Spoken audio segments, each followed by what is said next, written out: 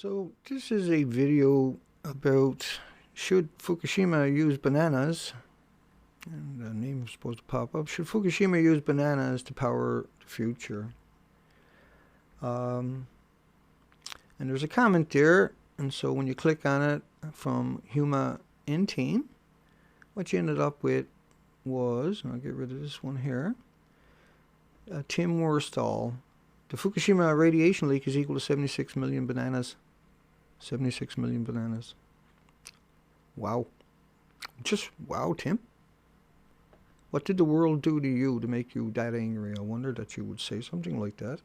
Why didn't your editors catch that? And why didn't your production catch that? Why didn't Forbes catch that? Why would Forbes allow you to put up that headline? I wonder.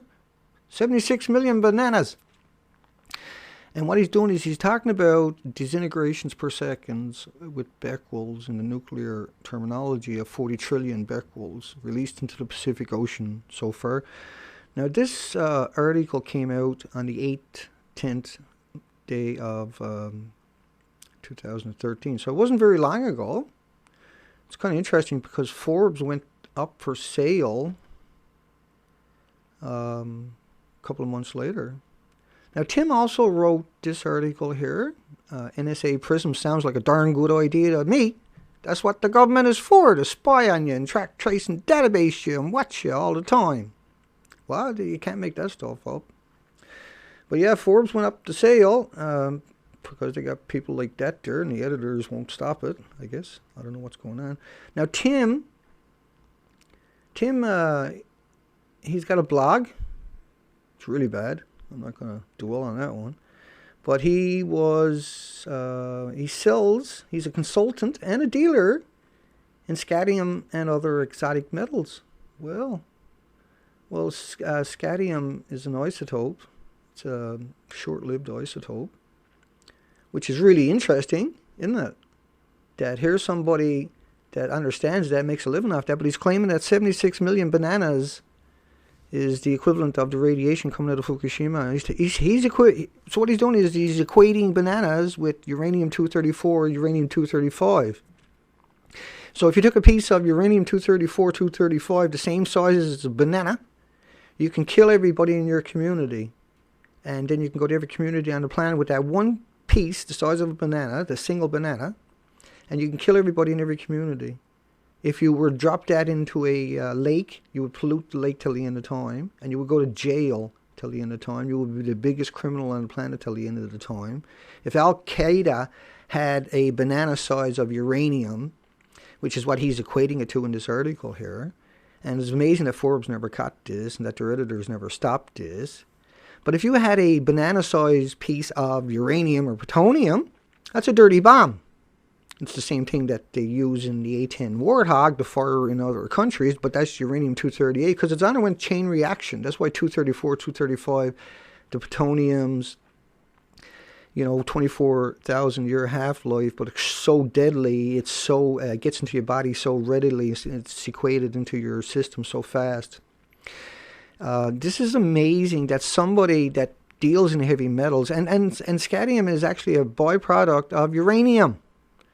And so he's equating uranium, 234, 235, that's coming out of Fukushima non-stop. At the New York Times, we're saying it's 600 tons a day. We got peer-reviewed models that show that the ocean is radiated just after the first 2 weeks of the releases in a 6-year period, but that's just using cesium-137, which is code word for uranium and plutonium, by the way. Because you'll never hear uranium plutonium put into a sentence. But it's amazing that Forbes done that. What were they up to that they allowed this creature to write this article? And what is he up to write this article? He got 92,000 views on it. This is outrageous. This is an absolute betrayal of humanity that somebody would equate a banana with uranium-234, 235. Remember, reactors don't run on bananas. They run on uranium, plutonium. They don't run on strontium. They don't run on iodine-131 with a half-life of 7 days. Right? Think about the iodine-129 with a half-life 15 million years. Iodine-129. 15 million year half-life. Right? And a half-life, you got to multiply it by 10. So if the 15 million year half-life, then it's actually 150 million year life, because it breaks down into different radioisotopes till it finally gets down to scantium, which is what he makes his money off. This is one of the most outrageous, most criminal things you can imagine that you're looking at on the screen. It's embarrassing that somebody on this planet would do that, particularly embarrassing when somebody makes money off uranium byproducts, like Tim does. And I would like to see 2,000 blogs tear this person apart today and put an end to his career and his future, because that's what he deserves. We won't get our way, but that's what he deserves. And in the future, that's what people like this will be getting, except it'll be a million people screaming at him that he's a monster and that we need to put monsters like that away, right? Because he also wrote that article about prison, how the government should monitor everybody. That's what the governments are for, he said. So that's not a real human. That's a creature. That's a critter. Take care, folks. And if you feel like it, blog them out and tell them that a banana got nothing to do with uranium-234 or uranium-235 plutonium. The situation may be worse than thought. Studies from last year indicate that radioactive water will contaminate the entire Pacific Ocean in just 6 years. Kim Min-ji reports. This graphic shows the gradual contamination of the Pacific Ocean due to leaks of radioactive water from the crippled Fukushima nuclear plant in Japan. The simulation, which was run by a German marine research institute, shows the entire Pacific waters being polluted by radioactive water in just 6 years. We need to get subscribed and get this unity stronger and beat YouTube at their own game. Okay, that's what this is about. Like I say, go to the remix button, hit the remix button.